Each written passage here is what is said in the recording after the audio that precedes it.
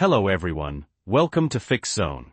Today we will be discussing how to turn off those annoying mail categories in the Mail app on your iPhone. Okay, first things first, let's open up the Mail application on your iPhone. Now, you need to select an inbox. For this example, I'm going to select All Inboxes at the very top. Once you've done that, you'll see all those mail categories listed, like Focused, Other, and so on. Alright, ready to get rid of them? Look at the top right-hand corner of your screen. You should see a circle icon with 3 dots inside. Tap that icon. A drop-down menu will appear. In that menu, select List View. Boom!